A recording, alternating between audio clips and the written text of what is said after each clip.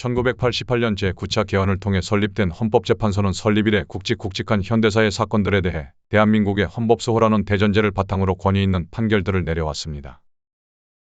헌법재판소가 이런 권위를 바탕으로 사회적 갈등을 봉합하는 주요한 판결을 내릴 수 있는 기관으로 자리잡기까지 많은 법조인들의 노력이 있었습니다. 오늘은 그 중에서도 헌법재판소 도입을 적극 주장하고 설립의 이론적 기틀을 마련하는 데 큰 역할을 하신 김철수 교수님의 이야기를 나눠보고자 합니다. 김철수 교수님은 1933년 대구에서 태어났습니다. 12살이 되던 해 해방이 되고 나라는 혼돈의 도가니에 빠졌습니다. 국토는 남북으로 갈리고 민중은 좌우로 나뉘었습니다. 같이 조국해방을 외치던 사람들은 좌우로 원수가 되어 나뉘고 어제까지 함께 있던 친구는 좌익으로 몰려 어디론가 사라졌습니다. 이런 해방 후 극심한 무정부 상태를 겪으며 교수님은 국가의 뼈대가 되는 헌법을 공부해야겠다고 다짐했다고 합니다. 1950년 전쟁이 발발하고 서울대 법대에 다니던 교수님은 피난온 부산의 판자촌에서 강의를 들었습니다. 당시 부산으로 피난온 이승만 대통령은 4년 임기의 만기를 맞자 헌법을 고쳐 계속 임기를 유지하려고 했고 야당이 반대하자 전시에 부산으로 내려온 간첩이 많으니 소탕해야 한다면서 비상계엄령을 선포합니다. 간첩을 잡겠다던 주장과 달리 야당 의원과 무고한 시민이 잡혀가는 모습과 출근하는 국회버스를 통째로 계엄사령부로 끌고 가는 모습을 보며 대학 시절을 보내게 됩니다. 전쟁이 끝나고 교수님은 1956년 독일 유학길에 올랐습니다. 그리고 미넨대학교에서 석사를 받은 후 다시 1971년 서울대에서 박사학위를 받으셨습니다. 김철수 교수님은 독일 유학의 영향으로 독일이 제2차 세계대전을 반성하며 헌법에 인간 존엄을 포함시킨 데 주목해 관련된 국내 연구를 계속해 오셨습니다. 교수님은 법대생과 법 관련 학자들의 필독서인 헌법학개론을 비롯해 20여 권의 책과 400여 편의 논문을 발표하셨습니다. 유신 정권이 들어선 뒤 정부는 대표적인 헌법학자인 김철수 교수에게 유신헌법의 자문과 홍보를 요청합니다. 정권에 협조하는 학자들은 해외로 보내 유신헌법을 정당화시킬 자료를 만들어 오게 하고 김철수 교수님과 같은 야당 성향의 교수들은 법무부 자문위원회를 만들어서 강제로 활동하기를 종용했습니다. 이런 작업들은 유신헌법이 각계의 자문위원들이 참여해서 만든 것이라는 정당성을 부여하기 위한 정권의 치밀한 준비 작업이었습니다. 정부는 집요하게 교수님에게 방송에 출연해 유신헌법 홍보를 해주기를 강요하고 언론사에 유신헌법을 찬양하는 글을 쓰도록 협박했지만 교수님은 이를 모두 거절했습니다.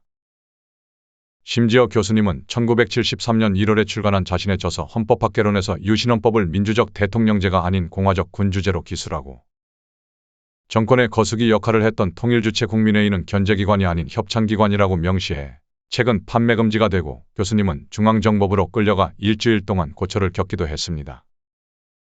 그리고 1980년 서울의 봄을 맞이하기까지 교수님은 미국과 독일 등지를 돌며 방문교수 생활을 하게 됩니다. 유신이 끝나고 고국으로 돌아온 김철수 교수님은 뜻을 같이 하는 6인의 교수님들과 함께 유신헌법으로 유린된 헌법을 정비할 목적으로 6인교수 헌법 개정안을 발표했지만 새롭게 들어선 전두환 군사정권은 자신들의 장기 집권을 방해하는 요소들로 가득한 개정안을 거들떠보지도 않았습니다. 그때 6인교수 헌법 개정안은 크게 5개의 항목에 대해 개정을 요구했는데 그 5개 항목은 다음과 같습니다. 첫째, 대통령 직선제를 도입하고 단임제를 실시하며 대통령의 권한을 축소하고 국회의 견제를 강화할 것. 둘째, 국무총리의 역할을 강화해 행정부의 권력을 분산시킬 것. 셋째, 기존 대법원의 위헌법률 심사 기능을 폐지하고 독립적인 헌법재판소를 도입할 것. 넷째, 국민의 기본권 제한 조항을 완화하고 국가의 기본권 보장 의무를 명확히 할 것. 다섯째, 군사정권의 일당 독재를 방지하기 위해 정당활동의 자유를 보장하고 반민주적 정당에 대해서는 헌법재판소가 해산을 결정할 수 있도록 할 것. 40여 년이 지난 지금 돌이켜보면 이 중 대부분은 우리가 이미 공기처럼 당연히 누리고 있는 내용이라는 것을 알 수 있습니다.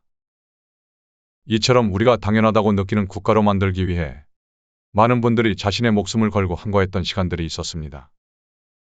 군사정권이 막을 내리고 1987년 6월 항쟁 이후 국민의 민주화 요구가 거세지면서 유신정권과 군사정권을 거치며 만신창이가 된 헌법에도 대대적인 개혁의 필요성이 요구되었습니다. 80년에 발표되었던 6인교수 헌법 개정안은 1988년에 제9차 개헌에서 공식적으로 채택되지는 않았지만 지금의 우리 생활에서 보듯이 많은 핵심 내용들이 개정헌법에 반영이 되었습니다. 특히 헌법재판소와 관련해서는 교수님의 노력이 받아들여져 독일의 헌법재판소 모델을 참고한 한국형 헌법재판소 모델이 확정되게 됩니다. 김철수 교수님은 헌법재판소의 권한과 조직을 체계적으로 정립하는 데 크게 기여해 헌법재판소의 주요 역할인 위헌법률 심판, 헌법소원 심판, 탄핵심판, 권한쟁의 심판, 정당해산 심판 등의 권한이 지금처럼 자리잡게 되었습니다. 또 헌법재판소가 독립적인 헌법기관으로서 정치적 영향에서 자유롭고 국민의 기본권을 보호하는 역할을 할 수 있도록 제도적인 장치를 마련하는 데도 기여하셨습니다. 교수님은 헌법재판소 제도를 강화할 것도 주문하셨습니다. 민주정치의 성공 여부는 법치주의와 관계가 깊은데 법치주의가 자리잡은 국가는 전국이 안정되고 그렇지 않은 나라에서는 민주정치가 위기에 처하는 경우가 많다는 것입니다. 그리고 정치체제를 운영하는 주체에 대해서도 지금 보면 예언과도 같은 말씀을 남기셨습니다.